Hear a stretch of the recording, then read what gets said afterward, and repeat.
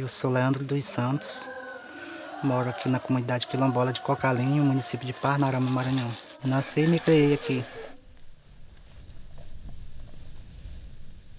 Aqui é um cemitério ancestral da comunidade, onde meus primeiros bisavós, meus parentescos ancestrais foram enterrados e fincados aqui nessa área, onde hoje sofreu várias violações de direito pela derrubada e destruíram esse território ancestral da comunidade.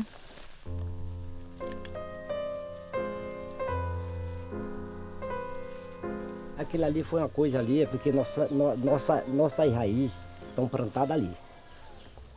Nossos avós, nossa avó, a minha mãe, tudo é plantado ali dentro. Então eles fizeram um serviço daquilo ali, eles não comunicaram com a associação. Acho que levaram ali, do jeito que chegaram numa mata mesmo que não tinha nada, chegaram e levaram com tudo. Mas ali, nossos pais, nossos avós, tudo é plantado ali.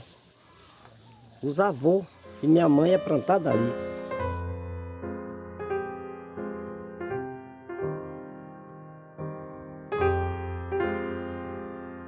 Eles passaram correntões, fazendo a derrubada, para depois queimarem essa área para plantar soja, milho, sorgo, milheto, vários commodities que servem de exportações. Túmulos foram destruídos e para mim é mesmo que está tirando um pedaço de mim, de uma raiz minha ancestral, principalmente meus avós, meus tios, meus parentescos, que sofreram essas violações de direitos. A gente considera o cemitério um local sagrado, porque lá está enterrado um ente querido de todo mundo, não é? Então a pessoa tem que ter um local de descanso, porque essa vida aqui ela é muito truculenta. Ela é cheia de altos e baixos, dia de alegria, dia de tristeza, momentos bons e momentos ruins. E quando a pessoa morre, a gente tem na mente da gente que é um descanso. Aí tá lá enterrado, aí vem umas pessoas que não sabe o significado daquilo pra gente e mete uma máquina e destrói. Por quê? É uma falta de respeito, uma falta de consideração, além de eu achar que é um crime, né? Fazer isso com as comunidades. Foi uma sensação muito ruim, porque eu imaginei assim, com essas pessoas que já estão enterradas, esses caras não pensaram duas vezes em destruir. Imagine nós que estamos vivos, que nós pode estar denunciando, tá indo buscar os órgãos competentes para ter punição do que eles fizeram. Imagine o que eles podem fazer com a gente, porque com quem já estava quietinho, não ia fazer mais nada com eles, eles destruíram. Imagine com a gente que está vivo, uma sensação de medo desses caras. Quando o trator passa por cima de um cemitério, ele não passa por cima de ossos, ele passa por cima de uma memória. Ele passa por cima de uma relação que transcende o fato de que aquele corpo, ele já não está aqui, ele já não consegue. E é muito interessante isso, porque ainda que as pessoas estejam enterradas, não estejam fisicamente presentes, mas as relações que as pessoas têm com esses mortos, eles ainda continuam.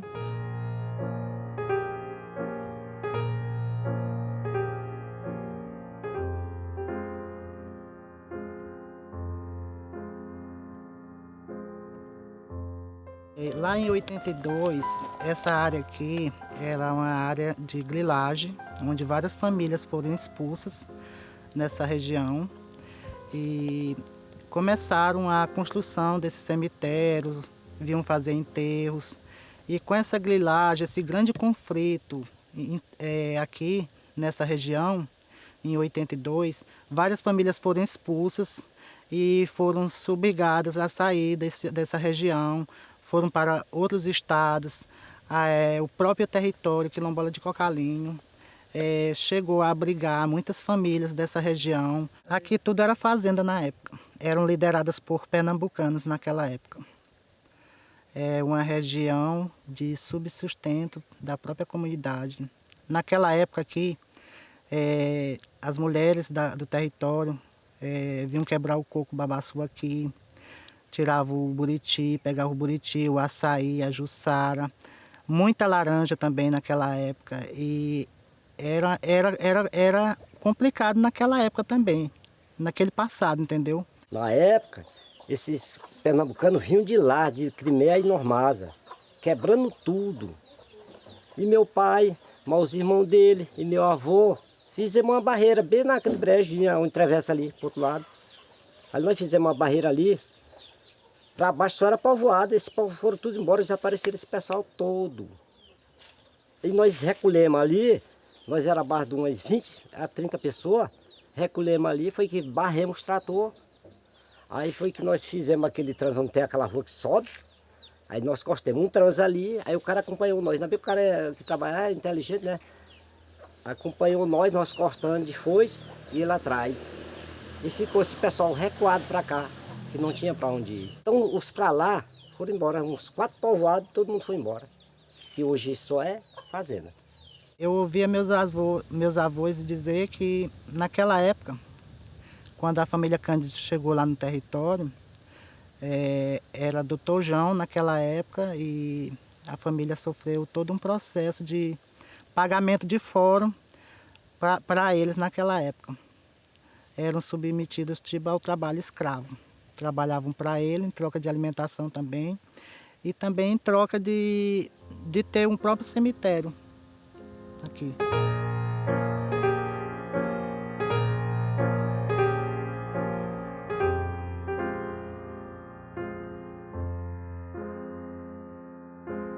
É um sentimento que não se apaga nunca mais.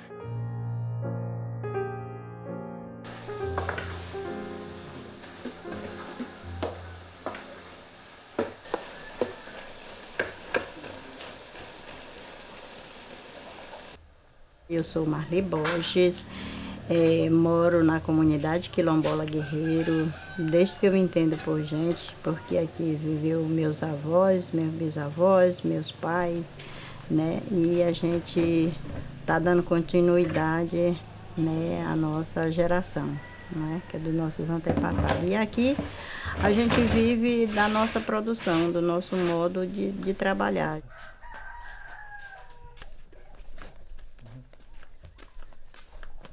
A gente planta arroz, o milho, o feijão, né, a mandioca, a batata, né, planta mamão, planta cana, nós planta a banana, a laranja, né, todos os tipos de fruta a gente planta e graças a Deus a gente tem dentro do nosso território.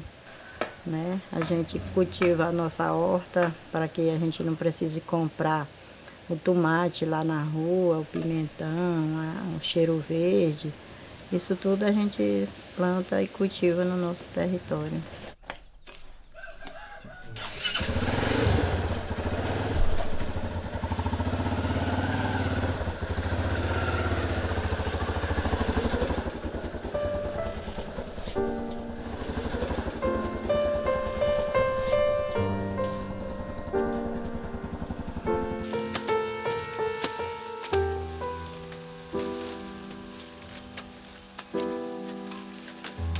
A gente aqui somos muito acostumados a comer muito. Então, como eu levanto muito cedo, aí quando eu vou na minha rotina de serviço, que ela realmente é todo dia, aí sempre ela me leva meu café, o meu almoço. Aí sempre, como eu tenho essa máquina de pilar arroz, sempre nunca falta arroz para pilar. Ou é muito cedo que me acha, ou então dessas horas em diante, 4 horas em diante. Quando eu sei que já tem arroz mesmo, sempre 3 horas eu chego em casa.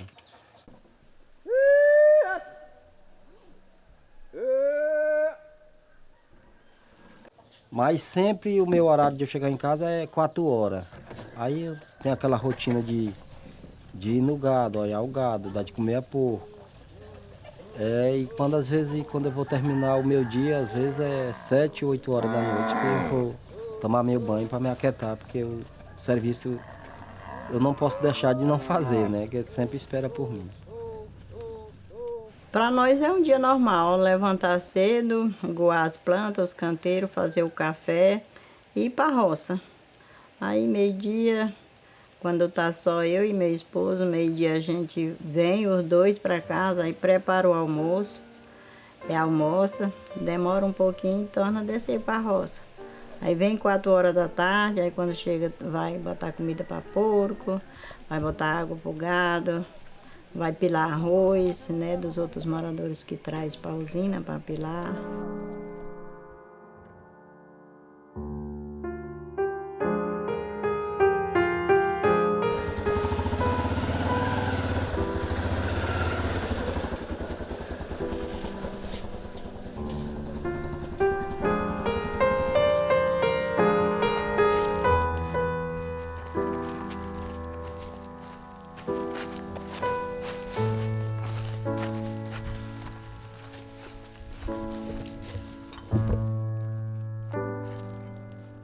Esse canavial aqui que nós plantamos já tem mais de 10 anos que a gente plantou ele. Então todos os anos a gente faz o mesmo trabalho, corta, faz a cachaça, né, faz o mel. Hoje nós não estamos fazendo a rapadura porque a gente não tem o material necessário, que é os tachos de cobre, né? E ele é muito caro, a gente não pôde comprar ainda. Aqui tudo era a nossa lagoa, daqui a aqui. Ela tinha 30 metros de largura com 1000 metros de comprimento. Era a nossa lagoa. Só que o agronegócio pegou e aterrou ela, trazendo areia de um lado, trazendo barro do outro. E aterrou e plantaram de soja. Então hoje só tem o local e já desfigurado, não é mais o mesmo local. Plantaram de eucalipto, e enquanto tinha o eucalipto ainda tinha o baixo. E depois agora os sojeiros pegaram e entupiram. Pegaram terra de um lado e terra do outro e entupiram essa vala, que é a faixa de 1000 metros aí de comprida, era a nossa lagoa. Que hoje não existe, só a gente que conhece que sabe onde era a nossa lagoa. Hoje não tem mais. Infelizmente foi destruída. Hoje só tem soja em cima da nossa lagoa. Nossos açudes também que tinha aí, em vários outros locais aí que está debaixo da soja, tinha peixe. A gente no mês de setembro ia pegar os peixes, que a água estava mais pouca. E hoje não tem mais, a gente não tem mais esse alimento. A gente não tem peixe aqui dentro do território, em lugar nenhum. Foi destruído todos.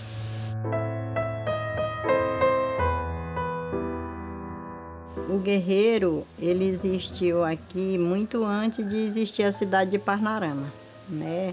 Parnarama nem existia, o Guerreiro já existia. O meu bisavô, chamava João Caetano, ele tirou um pedacinho de terra daqui do estado, aonde ele trabalhava, e trabalhava com engenho também. Assim como nós temos um engenho, ele trabalhava com engenho, né? E o meu avô, por parte de pai, ele trabalhou na Casa Grande, aqui na feitoria, né? Ele veio do Piauí, porque mesmo os pais dele não sendo mais escravo, mas ele não aceitava o modo que tinha que trabalhar e dividir o meio de tudo que eles faziam. Aí ele deixou a família, os pais dele lá para o Piauí e veio embora para o Maranhão. Mas por ironia do destino, ele foi encontrar serviço dentro da Casa Grande. Só que para ele disse que melhorou muito, né? Porque ele trabalhava dentro da Casa Grande, tinha acesso as comidas também lá, né? Era melhor. E assim ele se casou, criou a família dele. Aí, meu pai, com idade de 5 anos, preferiu morar com meu bisavô. Aí meu bisavô foi quem criou meu pai e foi quem me criou, porque meu pai morreu, eu tinha 30 anos e eu só tinha 9 anos quando ele morreu. Aí eu terminei sendo criada pelo meu bisavô também. E eles faziam assim, como naquele tempo eles não tinham Bolsa Família, não tinha essas coisas, aí eles iam para dentro daqui do Guerreiro, trazendo um animal, um jumento com a carga. Eles passavam 2, 3 dias, matavam meio mundo de caça, Aí botava no... retalhava tudinho, botava no sol. E aqui dali eles passavam 2, 3 meses comendo daquelas caças que eles iam. Tiravam um dia, 2, e aí tirava o sustento de 3 meses da carne, né? Aí eles iam trabalhar na roça sossegado, porque eles já tinham uma mistura do arroz e da farinha, né? Que era a carne. Então essa é a história que eles sempre contaram para nós. E eu lembro bastante da história dos meus ancestrais quando eles chegaram aqui no território, que foi em 1916, que eles vinham fugindo da seca do Ceará e eles se habituaram primeiro, a família Cândido se habituou primeiro na serra e depois lá um senhor muito esperto que tinha lá cobrava foros para ele e era muito alto. Então eles eram escravizados e eles continuaram fugindo, se habituaram em Guerreiro. E chegando em Guerreiro a dificuldade era muito grande com água. Eles vieram de Miciano, que fica no território de Cocalinho. Hoje é um local onde a gente só trabalha de roça e uma área de reserva. E tem uma parte que é de botar roça e a outra de reserva. E que lá, eles se habituaram lá. E aí foi passando o tempo, eles saíram para caçar e encontraram um grupo de queixada e encontraram as varas meladas de lama. E aí eles seguiram a trilha. E foi seguindo, e até que eles vieram até aqui em Cocalinho, encontraram uma poça onde os porcos se lameavam. E aí eles resolveram sair de Miciano e vir para Cocalinho. E porque a água era mais fácil, mais rasa. E aí eles fizeram um cacimbão e todo mundo veio para Cocalinho, a família Cândido. E isso em 1916. E até hoje eles vivem aqui dentro do território.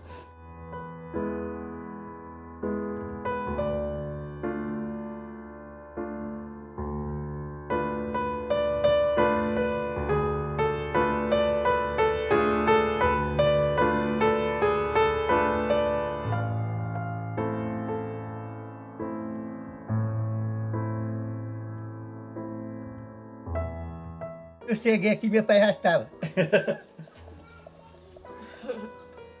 Quando eu nasci em 32, já era, o povinho já estava aqui já. Habituado aqui já, situado já. Quando eu nasci já tinha essas casas, mas podia ter umas 8 ou 9. Você passou a vida inteira aqui e não quer sair daqui? Não, nunca saí daqui não. E nem tem vontade?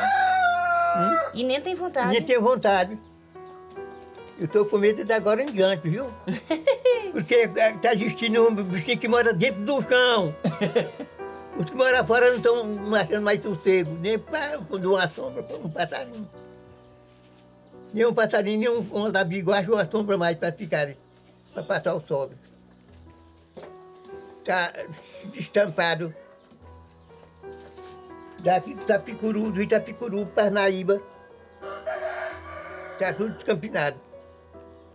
Alguma moitinha que você vê que tem uma folhinha, é pouco.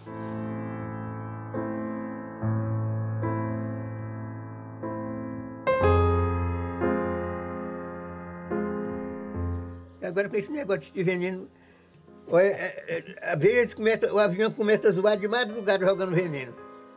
De madrugada. Diz que está atingindo até os pés de banana. Os pés de banana estão ficando amarelos.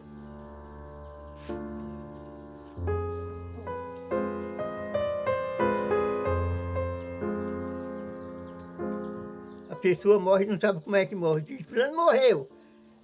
E o que foi que ele morreu? Não estava lá quando a pé caiu. É outra coisa não, veneno não. Joga aí no mundo e o vento carrega e pega numa pessoa vai atingindo. Começa a atingir do peito do coração. Mas estamos contando a história aqui. Deus não deixa nós cair.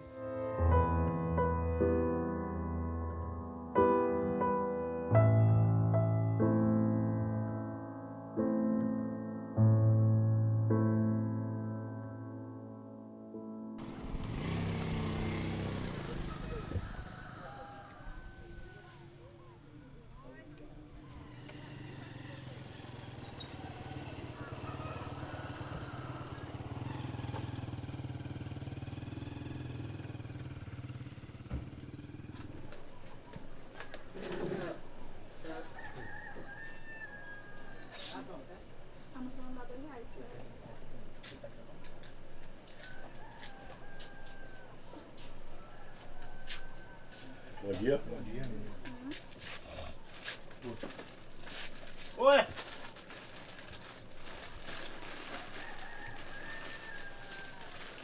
Não vão dar. Com a chegada desse poder do capital, a gente passa a sentir essa grande invasão, a gente passa a perder espaços, momentos, histórias, caminhadas por onde a gente caminhava, e hoje não está sendo como era antes. A gente vai sentindo aquela perda, as cercas do agronegócio na região.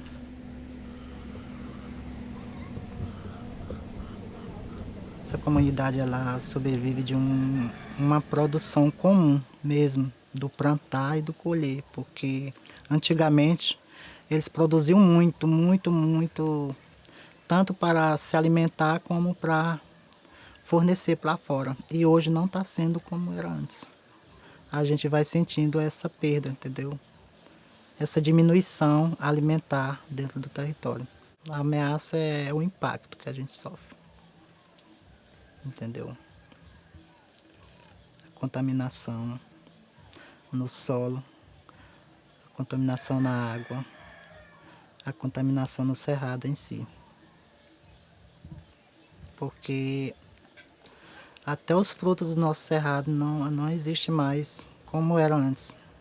O piqui está desaparecendo, a mangaba não existe mais aqui no nosso cerrado. O cajuí.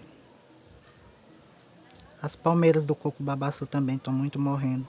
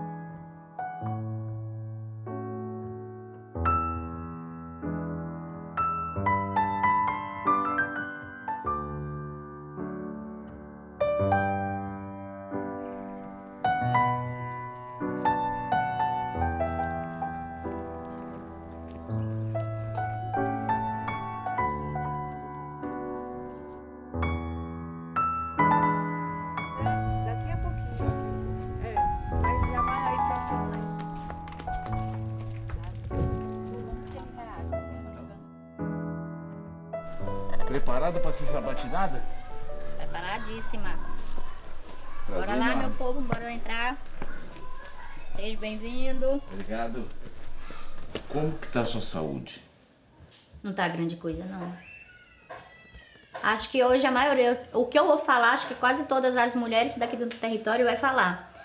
Ultimamente, depois que começou a jogar esse veneno, acho que todo mundo aqui dentro, não só as mulheres, como também os homens, todo mundo estão doentes. Sempre tem alguma coisa. Primeiramente, a gente tem um tipo de alergia, não sei o que foi, coceira demais. Todas as mulheres têm. Ultimamente, as mulheres estão sentindo muito problema no útero, estão sentindo problema de urina. Eu digo isso porque eu tô sentindo ultimamente e eu acho que as mulheres estão quase todas doentes. Você vai comprovar de cada, se você entrevistar 10 mulheres, elas vão falar a mesma coisa, porque a saúde nossa tá péssima. Já que a gente já tá numa destruição, que todo mundo vê aí o que está acontecendo, nós estamos circulados aqui, nós estamos tipo ilhado. E nós estamos bem no meio. Nós estamos no meio. Aqui para todo lado que nós se virar aqui, nós estamos igual uma ilha. Nós estamos bem no meio. Para qualquer lado que nós virar aqui tem. De uns anos para cá, mudou muito a nossa vida aqui dentro. Sobre muitas coisas. Os caçadores nos prejudicam demais. Muitos caçadores que vêm de fora. Aí uns anos que depois que entrou esse grupo Suzano, aí arruinou 1000%, porque a gente não teve mais aquela liberdade. Aí agora com a mudança desse eucalipto para a soja, ainda mudou mais.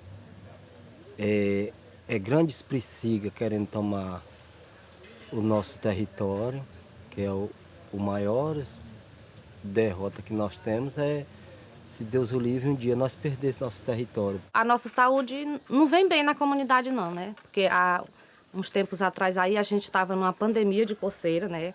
De dores de cabeça sem explicação. E vocês sabem que a gente vive dentro de um ciclo, né? Aqui a nossa comunidade é rodeada de fazendas, que essas fazendas, a produção delas é através de agrotóxicos, que esses agrotóxicos não fazem bem para nós, né? Então a nossa saúde não é muito boa, não. Eu mesma, eu sinto muita coisa, muito mesmo. Coisas que eu não sentia no dia a dia, eu sinto demais. Meu marido também está com problema sério na pele. Outro dia mesmo ele passou mal. E não tá boa, não. Porque que o mais principal que nós poderíamos ter uma qualidade aqui boa era da água, não tá tendo. E também um posto de saúde, como a gente fala muito, né, que a gente cobra muito, a gente não tem. O problema de saúde daqui é muito sério. Aqui porque nós temos uma comunidade, ela é muito grande, ela está com 170 e poucos habitantes.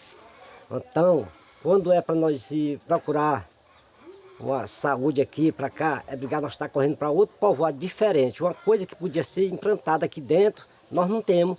A gente vai para a cidade de Parnarama, aí começa pelo postinho aqui nos Coitéis, aí vai para Parnarama, aí quem tem condição de pagar os exames vai para Teresina, Caxias, tem algumas clínicas particulares aqui em Parnarama, e quem não tem fica só esperando mesmo os milagres de Deus.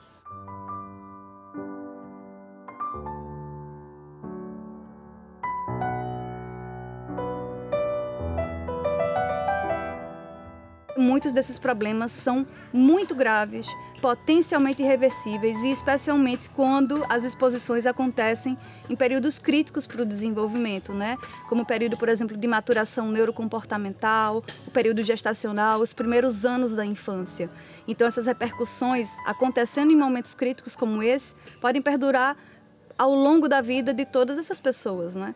Então é realmente muito importante que eles conheçam, que eles possam compreender e que eles possam, a partir disso, fortalecer a agenda de lutas, de reivindicações e de proteção do território historicamente pertencente a eles. Então a gente está no momento de dar a devolutiva dos resultados da pesquisa, apontando o que é que nós encontramos. Então, em relação à contaminação das águas por agrotóxicos que são utilizados pelo grande agronegócio, principalmente, e evidenciando uma contaminação difusa, ampliada, e que demonstra que essas águas estão absolutamente envenenadas por essas práticas ecocidas. Com essa aproximação, nós temos aí possibilidade de fazer com que situações como essas de povos e comunidades originários e tradicionais que têm muita dificuldade de fazer com que os seus processos de vida, as suas lutas,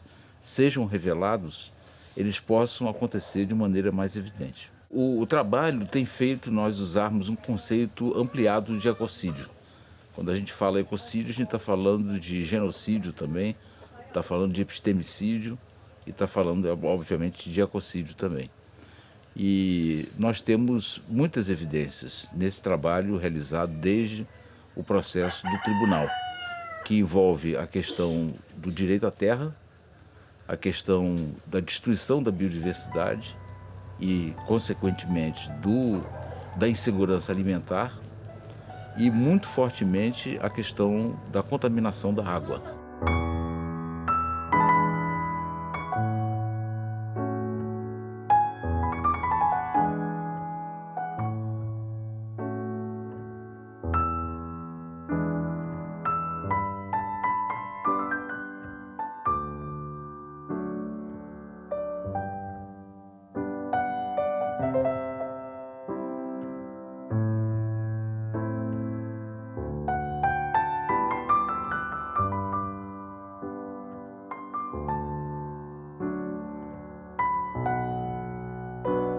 Então isso é um conjunto de questões que se associam, que se combinam, trazendo uma vulnerabilidade para os territórios onde está sendo realizado esse trabalho muito significativo. O estado do Maranhão foi o território onde nós identificamos a maior quantidade de agrotóxicos.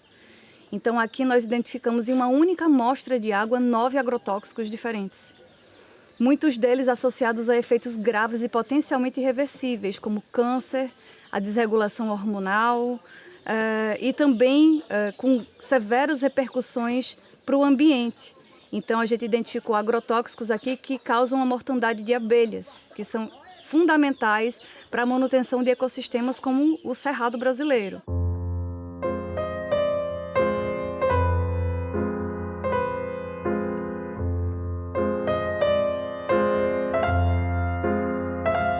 A gente andando com o pessoal da CPT, aí a irmã Sandra, ela era advogada da CPT, e ela fez pra gente, nós temos que se juntar, um grupo de mulheres, para a gente lutar contra essa violência, que é demais. Aqui mesmo dentro da comunidade tinha marido que batia nas mulheres quando estava bêbado, né, corria atrás. E era aquela violência horrível, né? Aí nós começamos a participar dessa reunião e a gente entendeu que se nós somos a dona da nossa casa, é nós que comanda tudo. Bom dia, meu sogro. Cadê o homem de Deus? Cadê o homem de Deus? Rapaz! Tá aqui. Pode falar, viu? Nós somos a protagonista da casa, né? Os homens não sabem nem mesmo onde botam uma camisa, onde botam as coisas. Então, nós, como organiza a nossa família, desde os nossos filhos, nosso marido e tudo, então a gente teve aquele estalo e disse assim, não, nós vamos ser a guardiã do território. Se nós somos a guardiã de nossas casas, de nossas famílias, nós vamos ser a guardiã do nosso território. As mulheres, elas são, eu identifico como a parte mais emblemática de Cocalinho Guerreiro. Não que os homens não colaborem, não tenham a sua parcela de contribuição nesse processo. Mas as mulheres, elas conseguem incidir com muito mais propriedade sobre o que acontece nesse lugar. Porque elas trazem isso em seus corpos. Eu gosto sempre de usar esse termo. É num modo de expressar suas dores, é no modo de fazer o processo de articulação interna da comunidade, é no modo de trazer a memória de mulheres que já fizeram isso dentro do território, como a dona Graciana, que é uma senhora que já faleceu, mas que é uma referência para elas no sentido de proteção do território.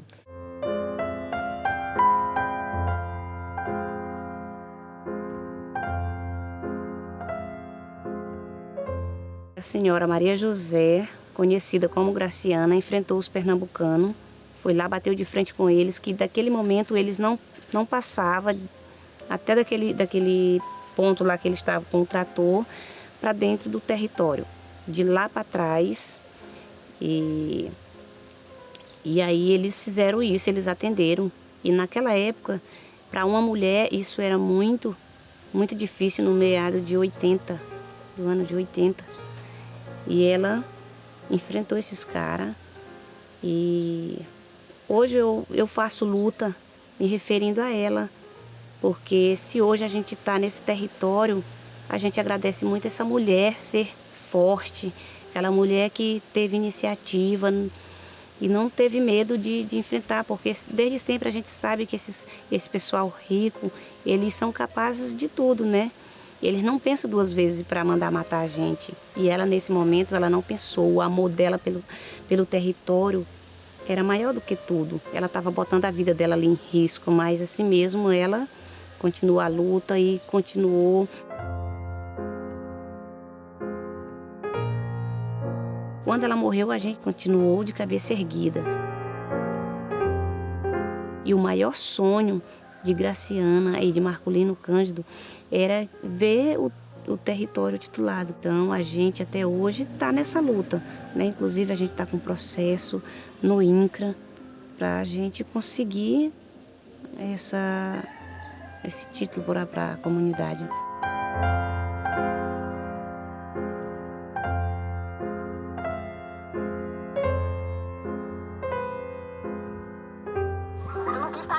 Foi bom, abestada. Fica aí no teu Tocantino velho, viu? E nós aqui só comendo coisa boa. Aqui tá chovendo, Joana. Oh, coisa boa, minha irmã. Uma chuva. Bom dia, gente. Aqui tá assim, mas não tem não. Suco, não tem parecido 2 dias, não. A gente tem uma reunião, a gente quer falar de um certo assunto, tipo políticas públicas voltada para as mulheres. Aí a gente marca a reunião, como hoje vai ter a reunião 3 horas. Quando tem alguma coisa aqui dentro, eu coloco naquele grupo, eu dou tarefas, eu divido, hoje você, fulana, Luana, hoje tu vai ficar nessa responsabilidade, Luciana, vamos fazer isso, tem alguma coisa. Isso é ser uma mulher quilombola aqui dentro, e para mim ser quilombola também, eu acho que é ter força para enfrentar, não só aqui dentro do território, mas também lá fora.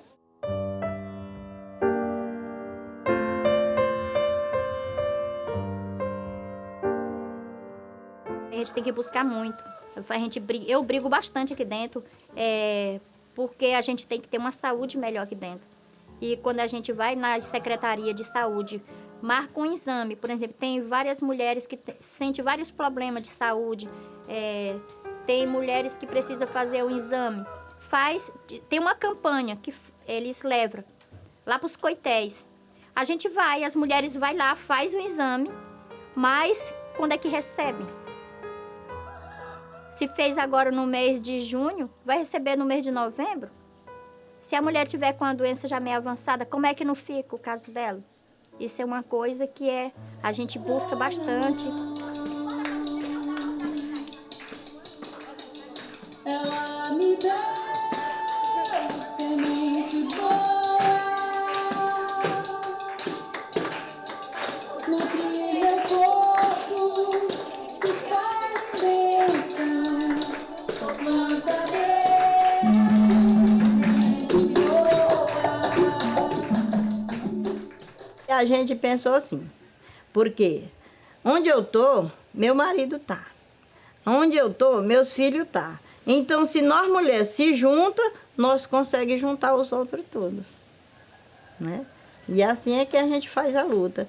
Nós aqui, quando precisamos enfrentar, como bem, a gente prendeu uns caminhões cheios de madeira. Só as mulheres e as crianças foram para frente. Depois os maridos chegaram, todo mundo. E aí fez a força. E assim a gente se junta, as mulheres, e a gente sempre está conversando. E foi onde a gente chegou ao ponto de dizer para os homens da nossa comunidade: se vocês baterem em alguma dessas mulheres, vai juntar todas elas e vamos dar em vocês. Ou nós vamos levar vocês para a justiça. Não vá pensar que você vai triscar numa e as outras vão ficar com medo, porque nós não vamos. E graças a Deus, há mais de 8 anos aqui a gente não vê um homem dar um empurrão numa mulher. Aqui dentro da comunidade Guerreiro, graças a Deus.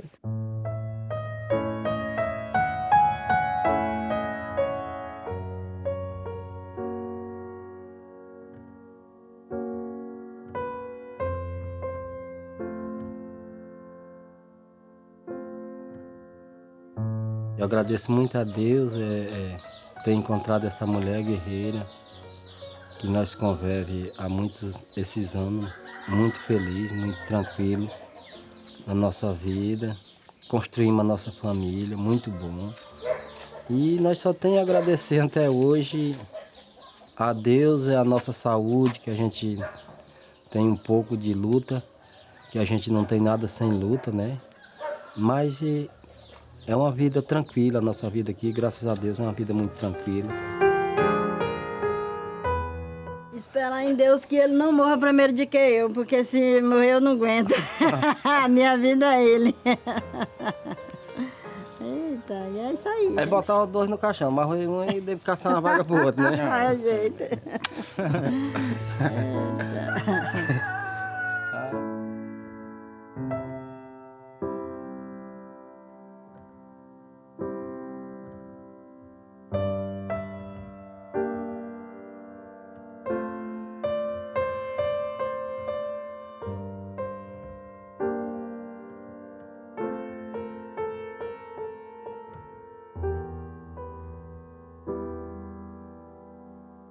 Nós não temos nem o direito de viver no que é nosso, que nós já vivemos há mais de 200 anos, com o nosso, que nós vem passando de geração para geração.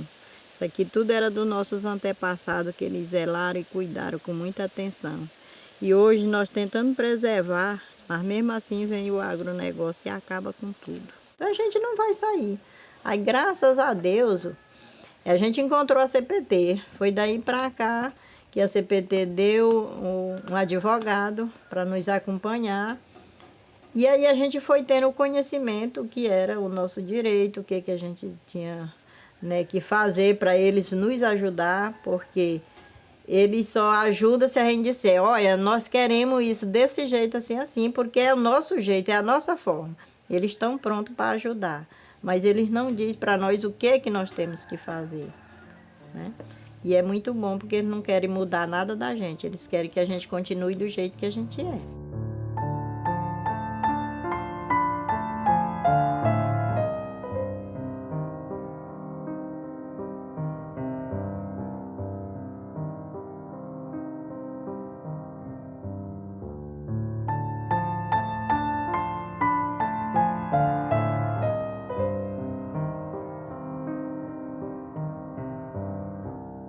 A gente já vive aqui desde os nossos antepassados, e aí nós não saímos do nosso lugar e eles saíram de outro país e vieram para cá e nós invadimos o que é dele, né? Meus bisavós foram uma das famílias que fundou aqui a comunidade, e meus avós, maternos e paternos, nasceram e se criaram na comunidade. Meu pai e minha mãe nasceu e se criou, eu nasci e me criei, meus filhos nasceram e se criaram na comunidade. Então, essa é uma forma de resistência para nós, né? Então, os nossos bisavós viraram semente da comunidade, então não tem como a gente dizer que essa comunidade não é nossa, né? Porque essa comunidade é nossa.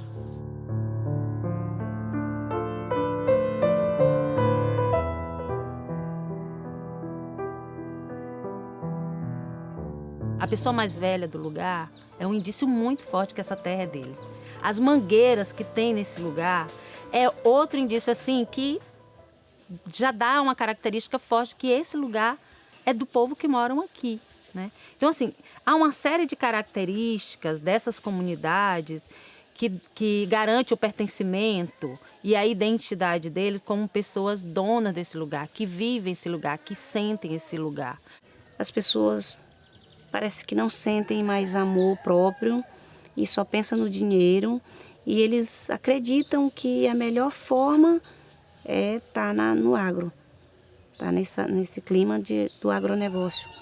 Aí eu vejo essa nação com essa ambição de riqueza e não de ter um território livre, para a gente ter aquela liberdade, como eu tinha no meu tempo de criança, que hoje já não tenho mais aquela liberdade que a gente tinha, de ir e vir a hora que a gente queria. O impacto desse modo de desenvolvimento, desse modelo de desenvolvimento econômico adotado pelo Brasil e que vem se intensificando nos últimos anos, especialmente a partir de 2016, vem demonstrando que a gente tem um processo de flexibilização, de fragilização das políticas públicas, inclusive aquelas relacionadas à regulação de agrotóxicos, deixando a nossa legislação muito mais permissiva, tanto pela ação direta, não é? Como o uso de agrotóxicos, inclusive como armas químicas nos territórios, e estratégias e instrumentos de expulsão dessas pessoas, desses territórios, vem se materializando, como pela própria omissão, inação ou insuficiência das ações do Estado. Você percebe uma ausência muito grande do Estado nesses territórios, né? Então você mata tanto pelo que você faz diretamente, a morte matada, as violências e ameaças que são observadas aqui no território, especialmente contra as lideranças que vêm se opondo a essa máquina de moer gente, não é? Quanto pela omissão, a ausência de diversas políticas públicas ou a insuficiência de diversas políticas públicas aqui nesse território, como também uma estratégia de expulsão dessas pessoas do território. Então todo esse processo, inclusive, mediado pelo racismo estrutural, que vem evidenciando essas práticas do racismo ambiental, onde se decide, se define quem são aqueles que podem e aqueles que devem morrer nos territórios.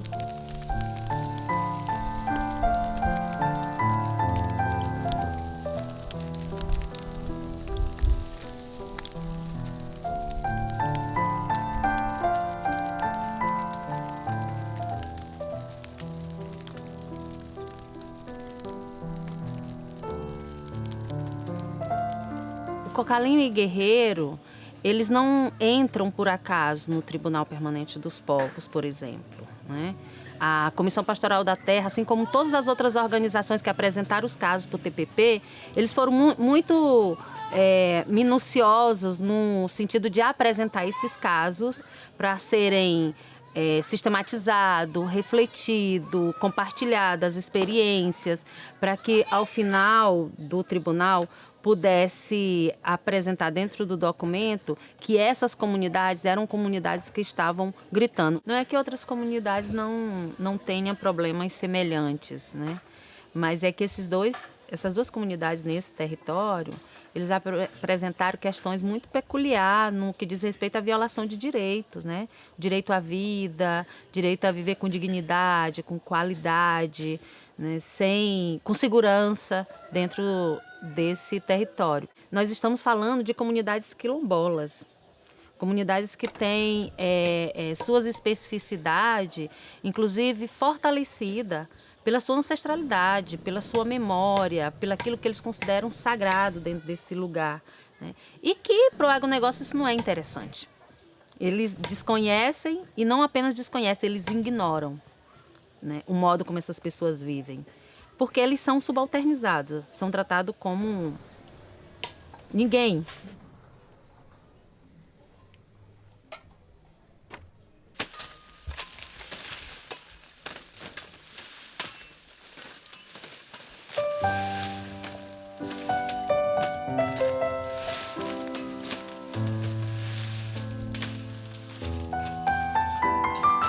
Se a gente preserva a mãe natureza, nós estamos preservando a nossa vida. Então, o nosso modo de vida que nós faz a nossa roça, nós não destrói, porque a gente trabalha 3, 4 anos em um local, aí a gente passa para outra área e deixa aquela reflorescer. E assim, todo o tempo a gente mantém a mãe natureza viva e bem preservada.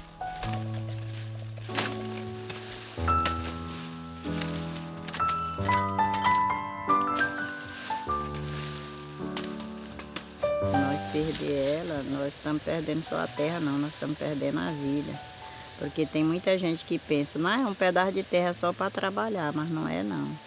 É porque a mata, a floresta para nós é a nossa mãe, a mãe natureza. É ela quem dá nosso sustento, é ela que dá o nosso ar puro para respirar. É ela que nos dá tudo. Então, se chegar a nós perder isso daí, nós perdemos a nossa vida. E nossos netos, nossos filhos, e bisnetos, que eu já tenho bisnetos, eles não vão ter essa oportunidade de dar continuidade à nossa cultura, à nossa tradição, nosso modo de vida, né? Porque nós não temos que mudar o nosso modo de vida, porque vem gente de outro país ou de outros estados e dizer a maneira que nós temos que fazer. Não, nós temos que continuar do nosso jeito, que é do nosso jeito que nós somos felizes. Nós somos felizes dentro da nossa terra, nós somos felizes do nosso modo que nós vivemos. Nós não queremos a vida de ninguém, nós não queremos nada do outro, mas também não queremos que os outros venham mexer com a gente e desassossegar, como a gente vive aqui com o psicológico bastante abalado, por causa que a gente está perdendo as coisas cada dia um pouquinho, já está muito perto de acabar.